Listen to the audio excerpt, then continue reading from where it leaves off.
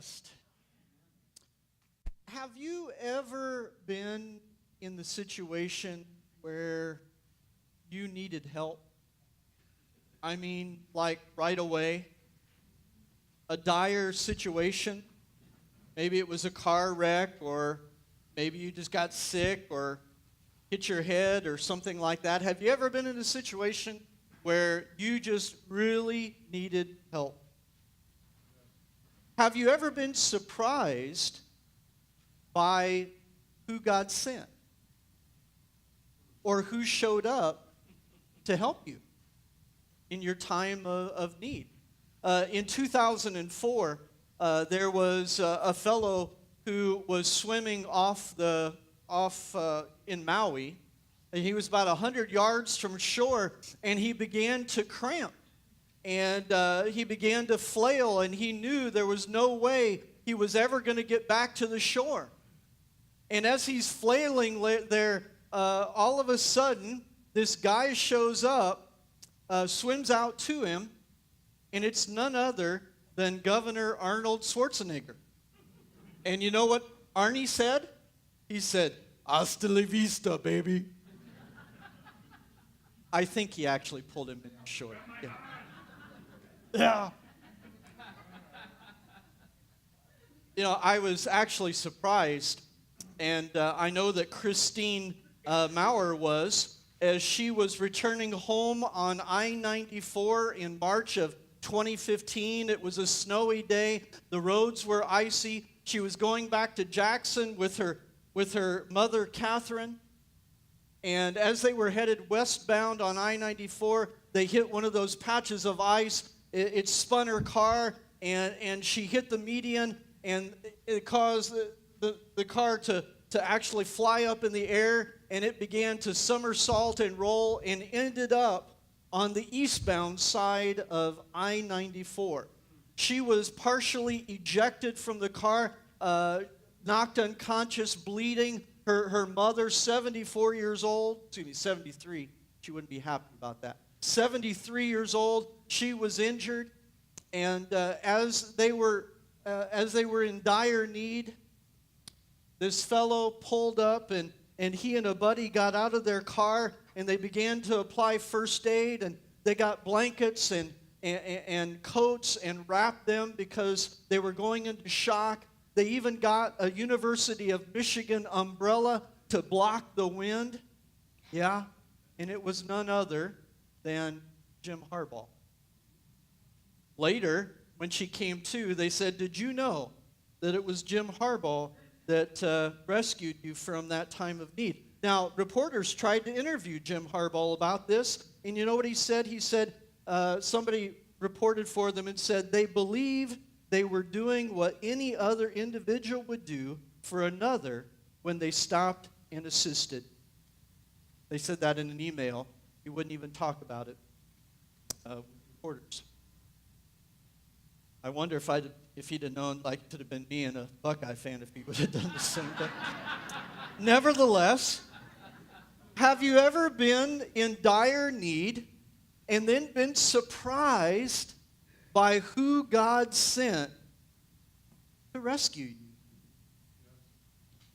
Now, I remember I talked about love a few weeks ago, and I talked about how many times we see it in the New Testament. Does anybody remember?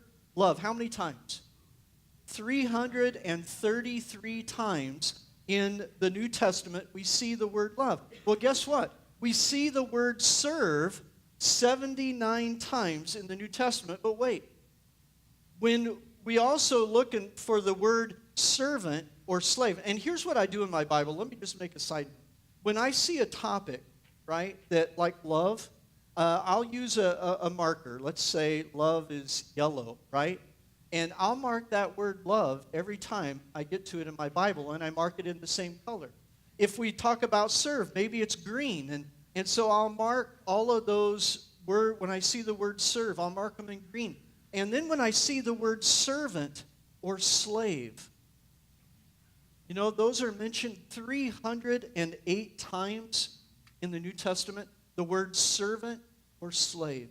308 times. So between serve and servant and slave, 387 times in our New Testament, we see those words. Romans 6:22, we have been set free from sin and have become slaves of God. Does that make you feel all warm and bubbly inside? Yeah? Slaves, I've become slaves, a slave of God.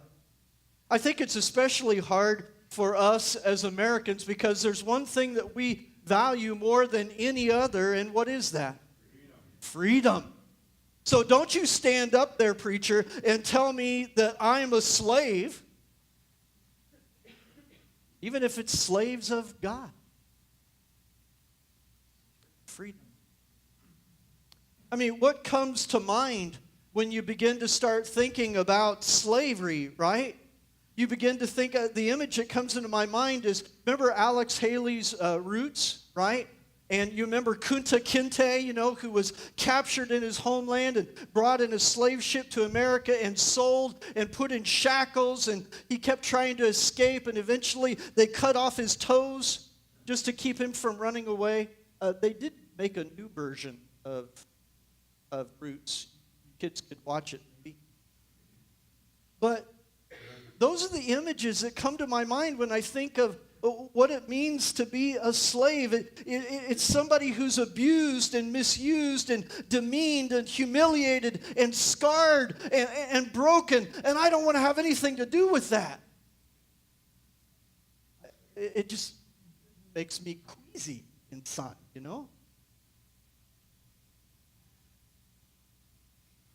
Maybe we need to rethink what it means to be a servant. Maybe we need to rethink what it means to be the slave of God. And we're going to do that this morning by looking at what it meant to Jesus to serve. And so the sermon this morning is entitled, Serve Like Jesus. And what we need to do is we need to open our Bibles to John chapter 13, and we're going to be using John chapter 13 as our main text this morning. And if you've got your Bibles, open them up, and you realize that the context of this chapter is the final supper, the Passover meal. It's where we get the Lord's Supper from, because Jesus instituted the Lord's Supper right there in that Passover meal, the night before, the night that Jesus was betrayed. The next morning, he would be hung on the cross. And so that's the context of John chapter 13. And what we see right from the very beginning is that the King of Kings, Jesus, bowed the knee. In John chapter 13, Jesus is eating that last meal with his 12 disciples. And it's just 12 hours before Jesus would be on trial, sentenced to death for claiming to be the Son of God, and be on his way to Calvary. One disciple would even betray him. One would deny him 3 times, and the other 10 would be scattered. Remember that as we think about this meal. One would betray him. One would deny him 3 times, and the other 10 would scatter. As they're eating the Passover meal, it's a roasted lamb, bitter herbs, unleavened bread. It symbolized the Israelites leaving Egypt. Remember Moses leading the children of Israel out in the Passover angel. It depicted that meal. One of his disciples, Judas, had already agreed to betray Jesus for 30 pieces of silver. And the other disciples reclining at the table, what were they talking about as they were eating this meal? Luke chapter 22, verse 24 tells us, a dispute arose among them as to which one of them was considered to be greatest. Imagine. Or maybe it isn't hard for us to imagine today. How could that happen? How could that happen?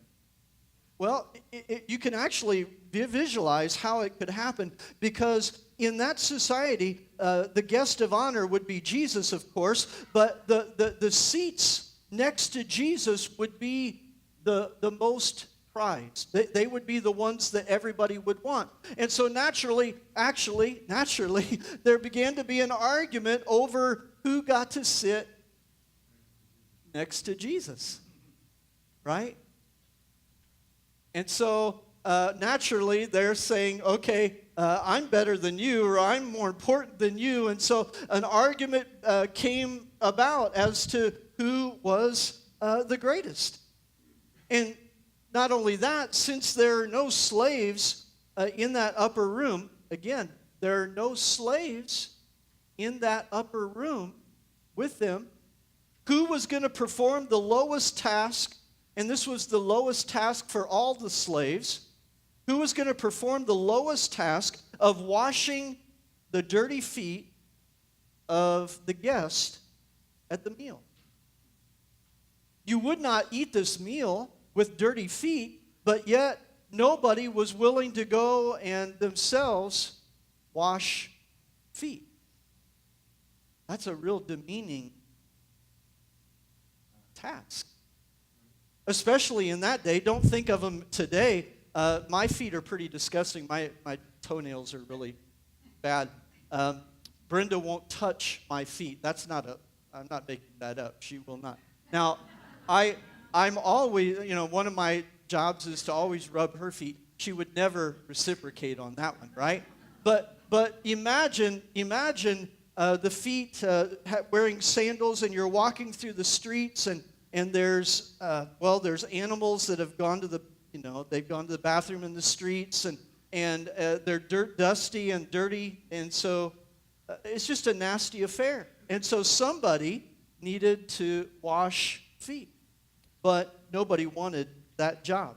Maybe they were arguing among themselves because of where they were sitting in proximity to Jesus, or maybe because nobody was willing to stoop down, bow the knee, and wash feet.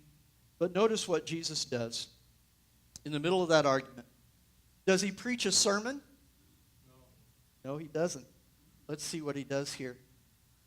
It was just before the Passover meal. Jesus knew that the hour had come for him to leave this world and go to the Father. Having loved his own who were in the world, he loved them to the end.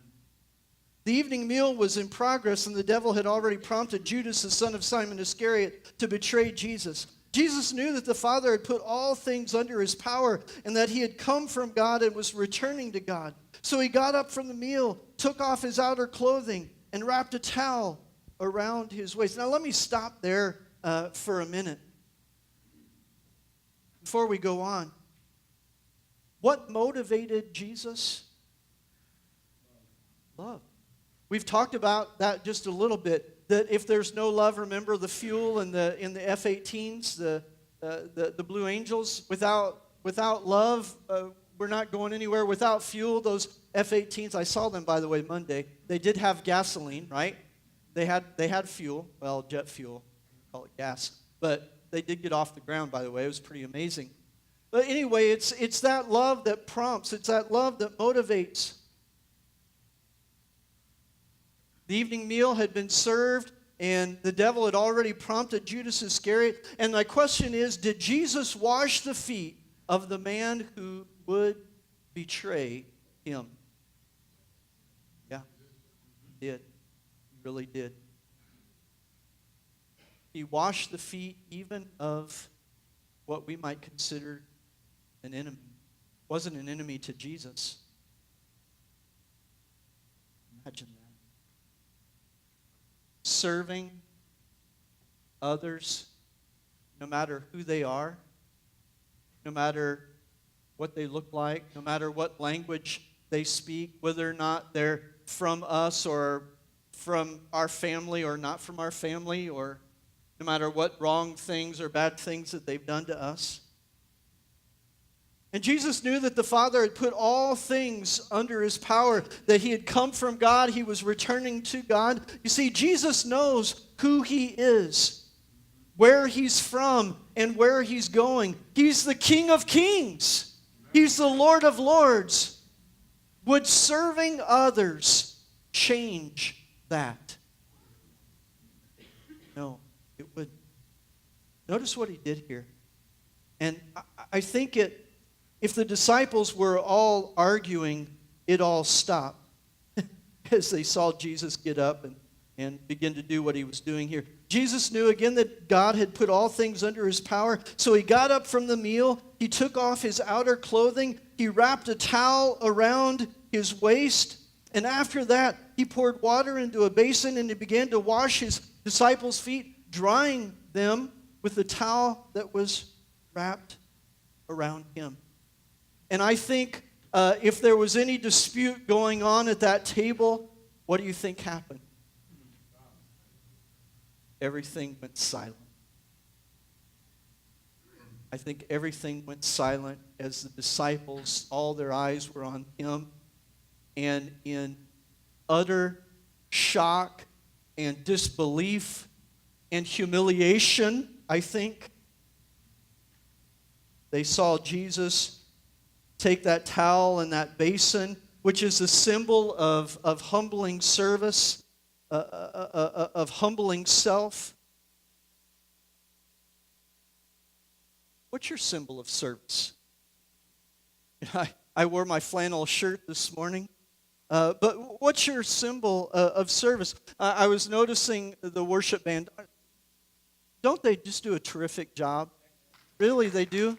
They really do. And what amazes me is they make it look so easy, but I know it takes a lot of practice. It takes hours and hours to learn how to play an instrument. I wouldn't know, I can't play. I tried to play guitar, but it was a mess.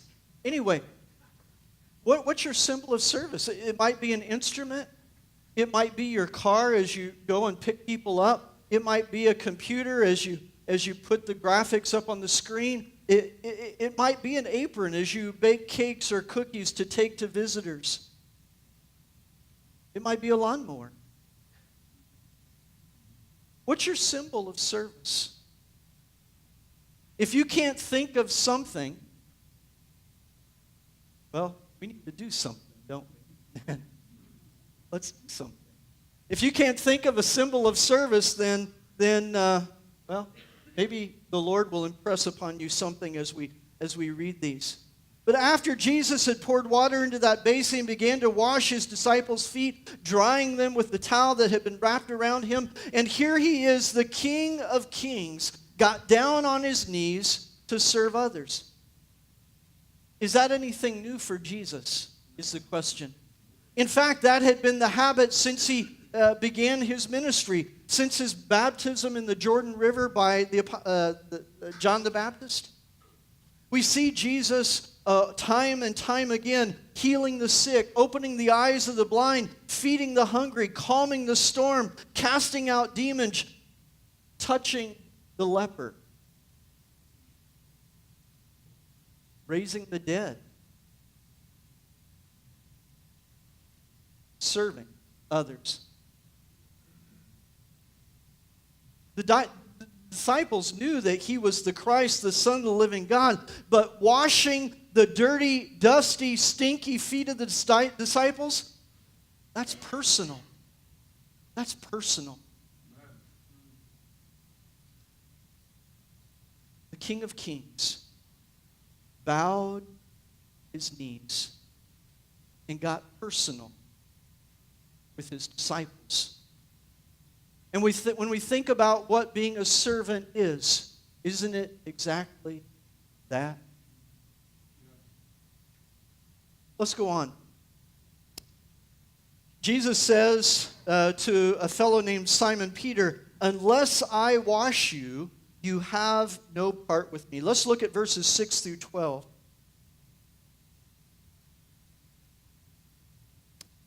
He came to Simon Peter, who said to him, "Lord, are you going to wash my feet?" Jesus replied, "You do not realize now what I am doing, but later you will understand." "No," said Peter, "you shall never wash my feet." Jesus answered, "Unless I wash you, you have no part with me. Then Lord Simon Peter replied, not just my feet, but my hands and my head as well. Jesus answered, those who have had a bath need only to wash their feet. Their whole body is clean, and you are clean, though not every one of you. For he knew who was going to betray him, and that's why he said not everyone was clean. When he had finished washing their feet, he put on his clothes and returned to his place. Let's stop there for a minute. Boy, being on the receiving end can be very humiliating, can't it? Peter wasn't a fan of what Jesus was doing. Are we? You know, Peter is a lot like us. He wants to dictate the terms of his service. What he's willing to do, when he's willing to do it, where he's willing to do it, when it's convenient, when there's free donuts involved. Romans 12:1 tells us we are living sacrifices. Used that verse last week, remember? You know, the problem with being a living sacrifice is we like to get down off the altar as soon as the fire gets a little bit hot. That's what living sacrifices tend to do. And Jesus tells Peter, though you may not understand now, later you will. And he says, unless I wash you, you have no part with me. I'm sure Jesus is speaking not just of this water, but also about the blood that he was about to shed. And it's a humbling thing to say, Jesus, your will, your way. Service is not always convenient. Sometimes we're asked to do things that we might think are beneath us. Maybe not in our wheelhouse.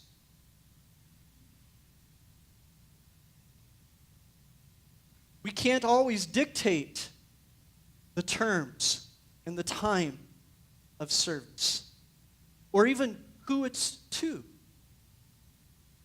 And that's the nature of serving. Well, let's go on. We also see here that it's an example that Jesus set. And he says to us, do as I have done for you. Look at verses 12b through verse 17. Do you understand what I have done for you? He asked them. You call me teacher and Lord, and rightly so, for that is what I am. Now that I, your Lord and teacher, have washed your feet, you also should wash one another's feet. I have set you an example that you should do as I have done for you. Very truly, I tell you, no servant is greater than his master, nor is a messenger greater than the one who sent him. Now that you know these things, you will be blessed if you think about them occasionally. Is that what that says? If you pray about them. What did Jesus say there? He said, you will be blessed if you do them. After Jesus sits back down and the disciples are all sitting in stunned silence, Jesus begins to rant and to rave and to yell and to scream at them. Is that what he did? I don't think so. You know, I think because every voice was silenced, because they're all gathered around him at this table, I think he spoke very quietly.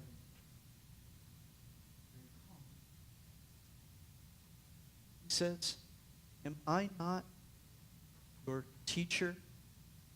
Am I not your Lord? And I, your Lord and teacher, have served you by washing your feet. Soon he would wash not just their feet, but he would wash their sins away with his blood. If I have served you in this way, what should you be willing to do in my name as my servants? What does it mean when we serve others? It means that Jesus is my master, that Jesus is your master. We look most like Jesus when we're serving others. And by the way, Ephesians 6 and verse 7 says, when we serve wholeheartedly. I love that word, wholeheartedly. Everybody say that. Wholeheartedly. Do that. Wholeheartedly. Don't smack somebody in the face when you do that. Wholeheartedly. When we serve wholeheartedly, we look like Jesus. Because Mark chapter 10 and verse 45 said, "For even the Son of Man did not come to be served, but to serve and to give his life as a ransom for many." Brothers and sisters, it's time for us to do something. I don't know how God has gifted you. I don't know what your talents might be. But if you're not using your talents and your giftedness to serve others, you need to be doing something in the name of Christ.